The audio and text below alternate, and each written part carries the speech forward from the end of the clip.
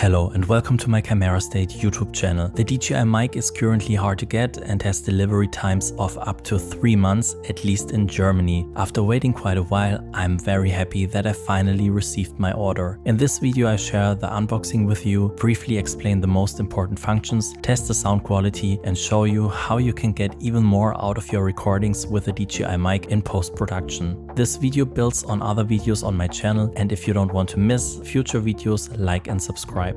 Like all DJI products, the DJI mic comes with high quality packaging, and although I read and looked at some reviews before ordering, I'm very surprised at how compact DJI's new microphone system is. On the back of the package you can readily see the most important features. The wireless transmission range is up to 250 meters. The DJI mic contains a total of 2 wireless microphone transmitters on which you can record 2 different sound sources in mono or 1 in stereo. Each microphone transmitter has a recording capacity of 14 hours when recording in WAV audio format 48 kHz and 24-bit mono. The 2 transmitters, the receiver and the most important adapters can all be accommodated in a handy and very compact charging case. The DJI mic is compatible with many devices such as smartphones, photo and video cameras, and has a running time of up to 15 hours when you use the charging case. Without it, the wireless microphone transmitters last approximately 5.5 hours and the receiver up to 5 hours. Now let's take a look at what's included in the pack. At the top are short form manuals, which are bundled in a small extra box. If you take this out, you can see the charging case, which also contains the 2 wireless microphone transmitters, the receiver and the adapter for a camera hot shoe, and a Type-C and Lightning adapter for use with smartphones. Also included is a carrying case to store the 2 microphone windscreens and the cables for connecting to a computer and the audio cable for use with the camera. And here are all the components of the DJI mic laid side by side. To use the charging case, after unpacking you have to wait a few seconds to let the receiver and the wireless microphones connect to each other. The green LEDs light up, indicating the 2 wireless microphones are connected. On the receiver you can then see the charging status of the wireless microphone transmitters and the receiver, and also the recording capacity of the 2 microphone transmitters. I find the operation intuitive. One can easily access and change all functions directly via the receiver's touchscreen menu. If both wireless microphone transmitters are connected to the receiver, you can see the recording mode on the top left. The S stands for stereo. Next to that you can see the signal strength of transmitter 1 and 2, the battery status of the receiver, and below that the battery status of the 2 wireless microphone transmitters along with the sound recording volume levels. To better understand the functions, it is worth noting that the 2 microphone transmitters either only work as transmitters and that you simply have to connect a sound recording source to the receiver, such as a camera or a smartphone. Furthermore, the microphone transmitters can also record a backup recording themselves, both in addition to the sound recording source connected to the receiver or completely independently of the receiver. Let's go through the main menu, which you can access by swiping downwards. First of all, you can set the recording mode. In stereo recording mode, you can assign the left and right channels to the 2 wireless microphone transmitters interchangeably. In mono recording mode, the signal from both microphone transmitters is recorded on 1 mono track. And in mono safety channel recording mode, the same recording signal is recorded on the second mono channel at -6 dB in case the recording on the main mono channel clips or some other problems occur. So with the mono safety channel recording mode you are always on the safe side and have 2 audio recording tracks at hand. For interview situations or if you want to record in stereo, the stereo recording mode is the right one for you. Under the second menu item you can enter the recording volume of the receiver. Here you can set values between +12 dB and -12 dB.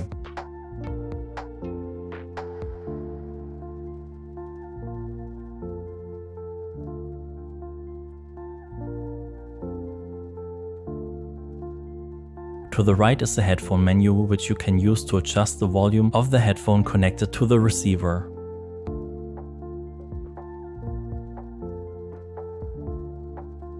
Next are the wireless microphone transmitter settings. The first thing you will find here is a low-cut filter, which filters out low frequencies and can be turned off or on. Personally, I prefer to leave it off and edit the audio in post-production. This is followed by the menu to set the recording volume of the microphone transmitters. You can also choose between values of plus and minus 12 dB.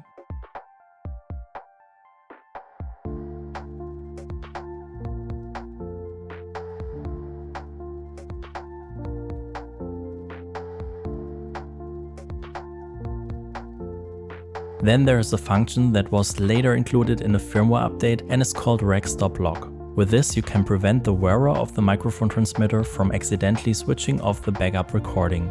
In addition to this, there's a new auto record function which automatically starts backup recording on the wireless microphone transmitter as soon as you switch it on. In the next menu you can switch the vibration notification of the microphone transmitters on and off. I personally find the haptic feedback very useful because the vibration alerts you when a recording has started or stopped. As you can see, navigating the small touchscreen is sometimes a bit tricky, but once familiar it becomes very easy. Finally, you can adjust the brightness of the LEDs of the microphone transmitter.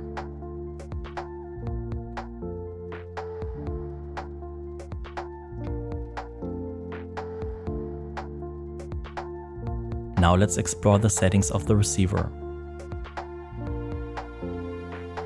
On the first menu item you can manually establish the connection between the receiver and the wireless microphone transmitters.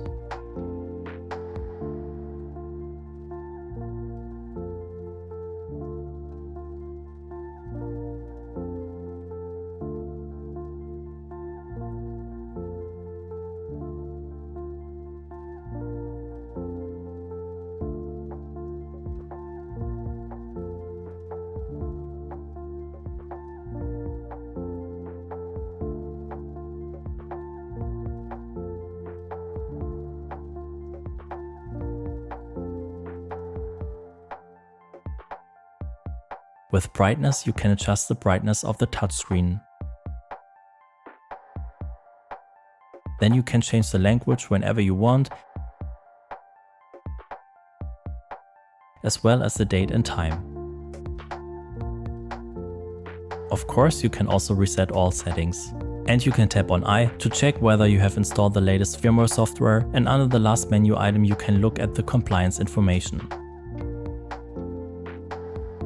You can use the connectors on the side of the receiver to plug in an audio cable and connect it to a camera. You can also connect headphones to the side of the receiver, which you can then use to check the recording levels, for example. On the other side there is a button to turn the receiver on and off, and a USB-C port that you can use to connect the receiver to a computer, for example to install firmware updates or to use the DJI mic as a microphone for your computer instead. On the underside you will find the connection for the hot shoe adapter or one of the smartphone adapters with either a USB-C or Lightning connection. You can start the backup recording with the rec button on the side and, as already mentioned, also record sound recordings without a receiver. With a link button next to it you can manually connect to the receiver, and as you can see this is the third way to connect the receiver to the two wireless microphone transmitters. On the other side there's a USB port which you can use to transfer the recorded audio files to a computer, and also an on and off button.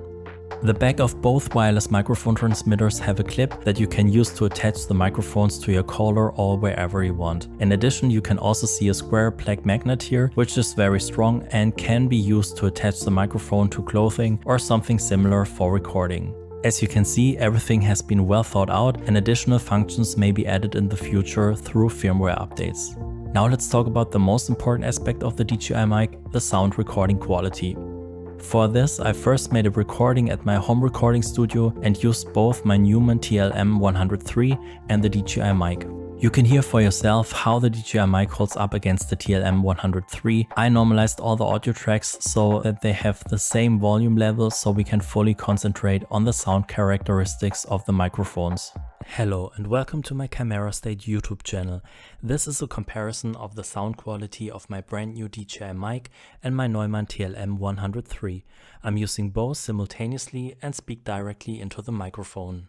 Okay, the Neumann TLM 103 large diaphragm microphone, which is 3 times more expensive, is unsurprisingly clearly ahead. If you look at the frequency response, it is noticeable that the Neumann TLM 103 has a more linear frequency response overall, and that the bass frequencies of the DJI mic drop significantly. The background noise of the DJI mic is also noticeable higher. But of course, there is the possibility to edit sound recordings in post-production. For this I used Neutron 4 to adapt the sound recording of the DJI mic to a reference recording of the Neumann TLM 103. I'm using both simultaneously and speak directly into the microphone. Hello and welcome to Camera State YouTube channel. This is a comparison of the sound quality of my brand new DJI mic and my Neumann TLM 103. I'm using both simultaneously and speak directly into the microphone. Hello and welcome to my Camera State YouTube channel. This is a comparison of the sound quality of my brand new DJI mic and my Neumann TLM 103. I'm using both simultaneously and speak directly into the microphone. Hello and welcome to my Camera State YouTube channel. This is a comparison of the sound quality of my brand new DJI mic and my Neumann TLM 103. I'm using both simultaneously and speak directly into the microphone. Hello and welcome to my Camera State YouTube channel. This is a comparison of the sound quality of my brand new DJI mic and my Neumann TLM 103. I'm using both simultaneously and speak directly into the microphone. Hello and welcome to my Camera State YouTube channel. This is a comparison of the sound quality of my brand new DJI mic and my Neumann TLM 103. I'm using both simultaneously and speak directly into the microphone. Hello and welcome to my Camera State YouTube channel.